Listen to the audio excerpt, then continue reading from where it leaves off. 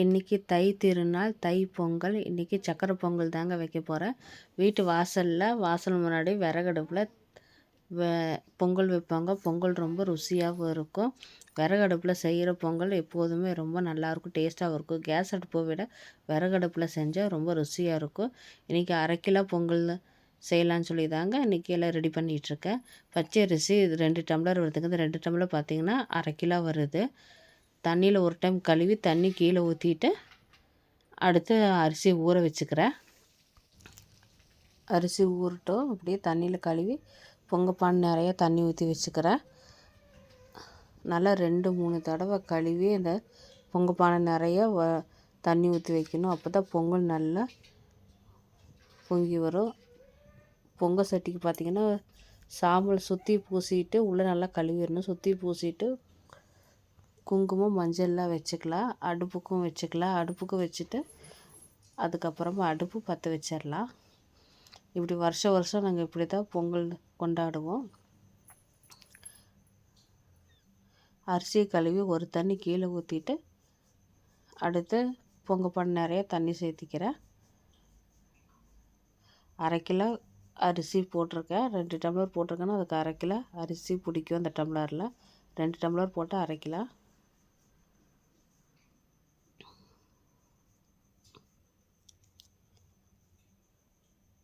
பொங்கப்பானை நிறைய வழி தண்ணி ஊற்றி வச்சிட்றேன். அப்போ தான் நல்லா பொங்கல் நல்லா பொங்கி வரும்.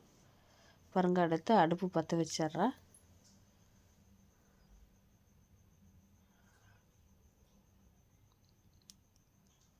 விறகு அடுப்பில் சமைக்கிறது கொஞ்சம் சிரமந்தான். ஆனால் சமைச்சா ரொம்ப டேஸ்ட்டாகவும் இருக்கும், ருசியாகவும் இருக்கும். பொங்கப்பானையில் எனக்கு பொங்கல் விறகடுப்பில் வச்சு பாருங்கள், எவ்வளோ டேஸ்ட்டாக இருக்கும் பாருங்கள். டேஸ்ட் ரொம்ப நல்லாயிருக்கும். அடுத்து சூடத்தை காமிச்சிட்டு அடுப்பு பற்ற வச்சிட்றேன்.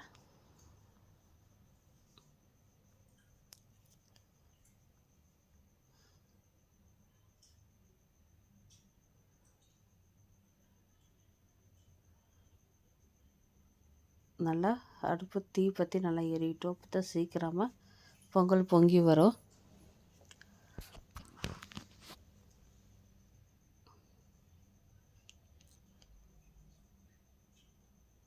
விறகெல்லாம் ஈரமாக இருக்குது. மழை பெஞ்சு கொஞ்சம் சிரமமாக தான் இருந்தது. ஆனாலும் நம்ம வருஷத்தில் ஒரு நாள் வர தை திருநாள் பொங்கல் வைக்கிறது விறகடுப்பில் செய்யலாம். எப்போதுமே இப்படி தான் பொங்கல் விறகடுப்பில் தான் செய்வோம். ஆனால் டேஸ்ட் ரொம்ப நல்லா இருந்தது.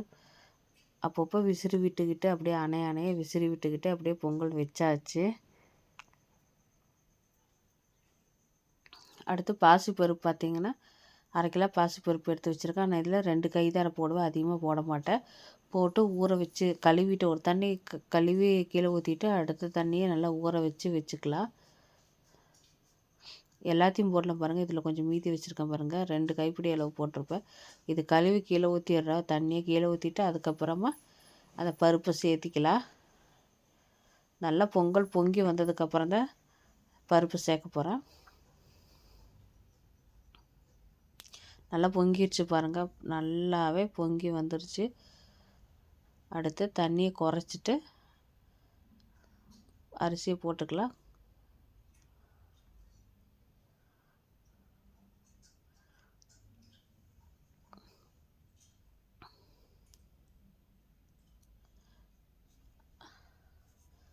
பொங்கல் பொங்கினது தண்ணியெல்லாம் எடுத்து குறைச்சிட்டு அப்புறமா அரிசியை இப்போ சேர்த்திக்கிறேன். பாருங்கள், இந்த மாதிரி இருக்கிற தண்ணியெல்லாம் எடுத்துக்கணும். பொங்கல் நல்லா பொங்கி வந்துருச்சு.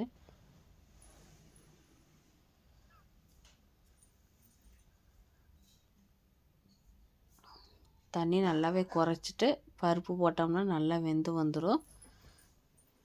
தண்ணி நல்லா குறைச்சாச்சு பாருங்கள். அடுத்து நம்ம ஊற வச்சுருக்க இந்த பருப்பு பார்த்திங்களா, இந்த பருப்பு சேர்த்திக்கலாம்.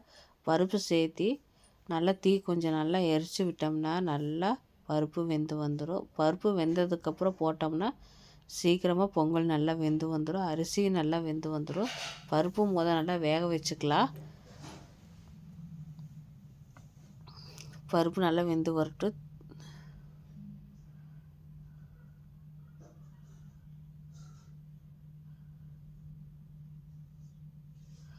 பருப்பு போட்டது ஒரு கிளறிட்டு அப்படியே வச்சுட்டு தீ நல்லா முளைக்கி விட்டு எரி விட்டுறலாம்.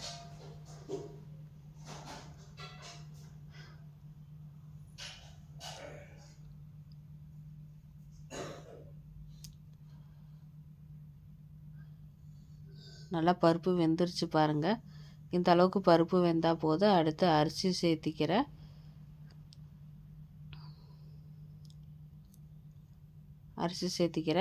அரிசி போட்டு அதையும் நல்லா வேக வச்சுக்கலாம்.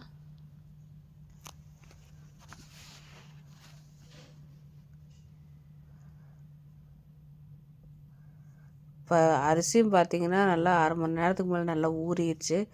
பொங்கல் நல்லா பொங்கி வரக்கு நேரங்காட்டி அரிசி நல்லா ஊறிடுச்சு.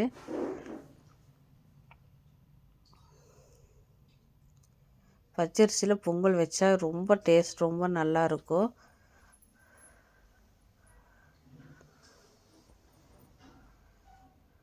அடுத்து நல்லா முளைக்கி விட்டு நல்லா தீ எரிய வச்சுக்கலாம். அரிசி வேகட்டும். அடுத்ததுக்கு தேவையான வெல்லமெல்லாம் சேர்த்திக்கலாம். நான் 1/2 கிலோக்கு இந்த 2 வெல்லம் சேர்த்திக்கிறேன். 2 உருண்டை வெல்லம் சேர்த்திக்கிறேன். 1/2 கிலோ எனக்கு கணக்காக இருந்தது. எனக்கு தித்திப்பு கரெக்டாக இருந்தது. உங்களுக்கு இனிப்பு பத்தலைன்னா இன்னும் கூட ஒரு 1/2 உருண்டை சேர்த்திக்கலாம். எனக்கு இது கணக்காக இருந்தது. 1/2 கிலோக்கு இது கரெக்டாக இருக்கும். இன்னும் அதிகமாக வேணுங்கிறவங்க இன்னொரு 1/2 உருண்டை சேர்த்திக்கலாம். அடுத்து பார்த்திங்கன்னா ஏலக்காய் இலை நல்லா பொடி பண்ணி எடுத்து வச்சுக்கலாம். ஒரு 10 ஏலக்காய்ட்டை எடுத்து நல்லா பொடி பண்ணி வச்சுக்கிறேன். நல்லா இப்படி பொடி பண்ணி வச்சுக்கலாம். நல்லா இந்த ஏலக்காயை தட்டி தனியாக எடுத்து வச்சுக்கிறேன்.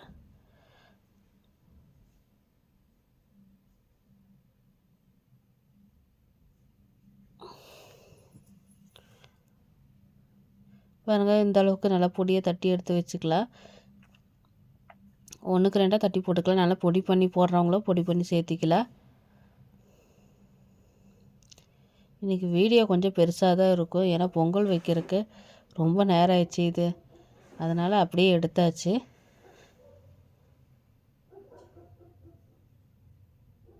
அவ்வளோதாங்க, பொங்கல் ரெடியாக போகுது. வெல்லத்தை போட்டுக்கலாம்.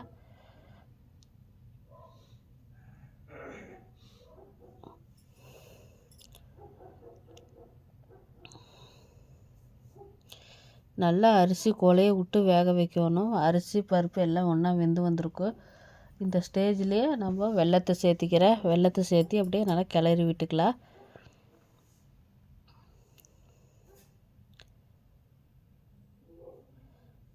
வெல்லத்தை உடச்சது அப்படியே சேர்த்திக்கிறேன். இந்த வெல்லம் பருப்பு எல்லாம் சேர்ந்து வரனால ரொம்ப டேஸ்ட் நல்லாயிருக்கும். நெய்யெல்லாம் ஊற்றி நெய் கொஞ்சம் தாராளமாக தான் விடணும். நெய்யில் தாராளமாக விடுறதுனால பொங்கல் நல்லா டேஸ்ட் ரொம்ப நல்லாயிருக்கும். நெய் கம்மியாக விட்டால் டேஸ்ட்டு அவ்வளோக்கா ஒன்றும் இருக்காது. வருஷத்தில் ஒரு நாள் செய்கிறது நல்லா நெய்யெல்லாம் ஊற்றி நல்லா மணக்க செஞ்சு சாப்பிட்லாம்.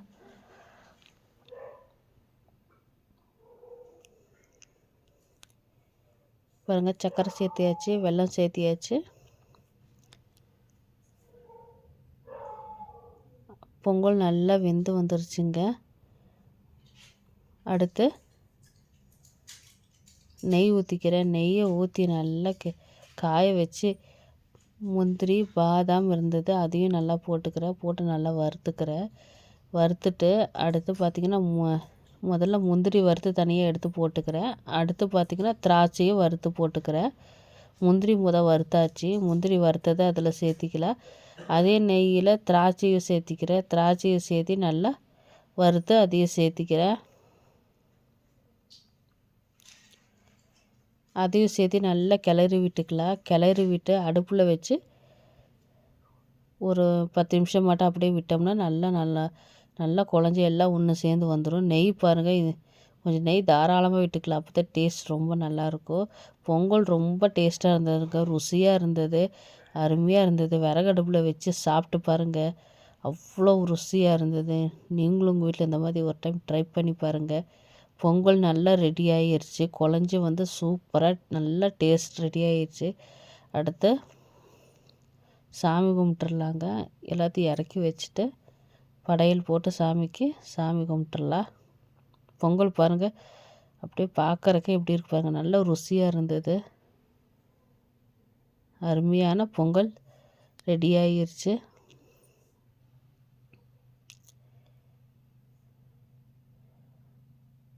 அடுத்து பிள்ளையார் பிடிச்சி மஞ்சளில் பிள்ளையார் பிடிச்சி வச்சு தேங்காய் பழமெல்லாம் வச்சு சாமி கும்பிட்டாச்சுங்க, தீபம் பற்ற வச்சு. அடுத்து பொங்கலும் சாப்பிட்டு முடிச்சாச்சு.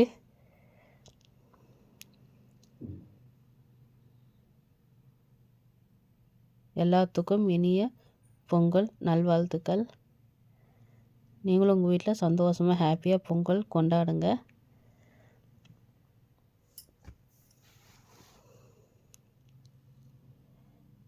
எல்லாம் முடிச்சாச்சுங்க. பொங்கல் எங்கள் வீட்டில் சீக்கிரமாக காலி ஆயிடுச்சுங்க. ருசியாக இருந்தனால, டேஸ்ட்டாக இருக்கங்காட்டி வருஷம் வருஷம் இப்படி தான் பொங்கல் வச்சோம்னா பொங்கல் சீக்கிரம் தீர்ந்து போயிடும். ரொம்ப ருசியாக இருந்தது. அது சூடம் பற்றி எல்லாமே காமிச்சாச்சு.